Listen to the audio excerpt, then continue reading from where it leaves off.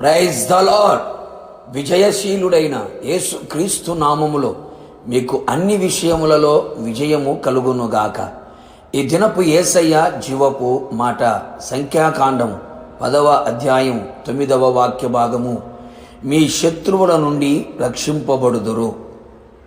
యేసయ్య నామములో ప్రతి స్థలములో ప్రార్థించుచున్న అన్ని విషయములో జయమును అనుభవించుచు జయవీరుడైన క్రీస్తు యేసు నామములో అన్ని విషయములలో అత్యధిక జయమును పొందుచున్న నా దేవుని ప్రియులారా, మన యేసయ్య మనలను అన్ని విషయములలో రక్షించే దేవుడై ఉన్నాడు. అన్ని విషయములలో జయమునిచ్చే దేవుడుగా మన పక్షమున నిలిచి ఉన్నాడు. అనేక మంది ఆత్మీయులు శత్రు కార్యముల చేత బాధించబడుచు ఉన్నారు. శత్రు కార్యములు భయమును కలుగచేసి ధైర్యమును పోగొట్టుచు భయకంపితులుగా మార్చబడినట్లు చేయుచున్నాడు. సమాధానము లేకుండా చేయుచున్నాడు.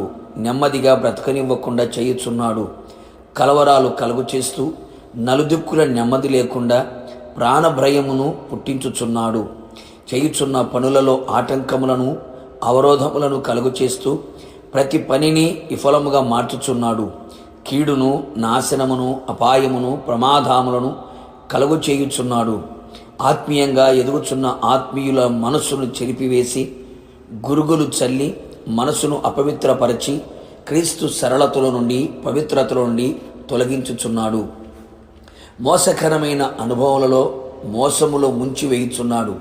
శత్రు యొక్క కుయుక్తులు, మోసములు, అబద్ధములు, అగ్ని బాణములు, క్రియలు నిన్ను, నీ కుటుంబాన్ని, నీ కలిగిన సమస్తమును నష్టపరచుచు సమాధానం, సంతోషం, ఆరోగ్యం, ఆనందం, ఆత్మీయ ఎదుగుదల లేకుండా చేయుచున్నాడా?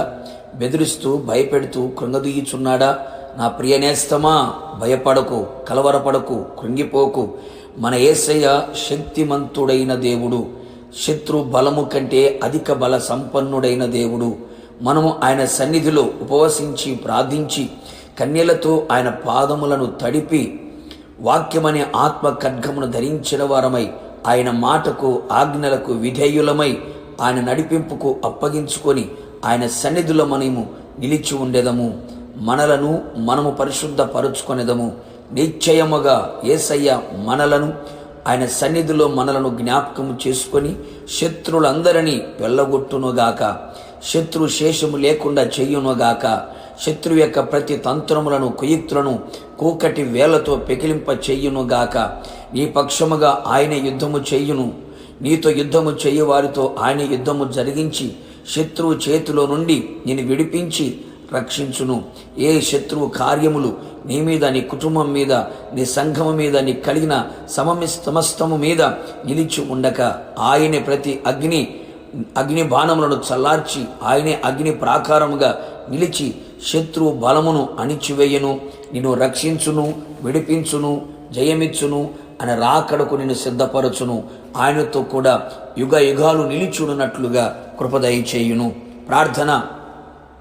అత్యంత కృపగలిగిన మా ప్రియ పరలోకపు తండ్రి, నీ పరిశుద్ధమైన పాదములకి స్తుతి స్తోత్రం చెల్లించుచూ ఉన్నాం. ఉదయకాలం మరొకసారి మీ పాద సన్నిధిలో నీ మాట కొరకు ఎదురు చూచుండగా మా శత్రువుల చేతుల నుండి మమ్మల్ని రక్షించగలిగిన దేవుడిగా మీరు ప్రత్యక్షమైనందుకే మీకు స్తోత్రాలు.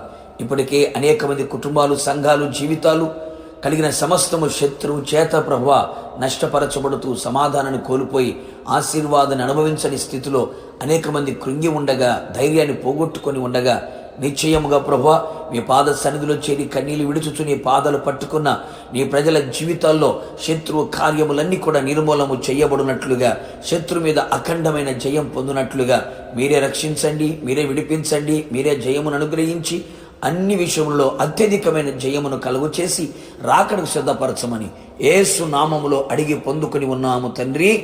ఆమేన్.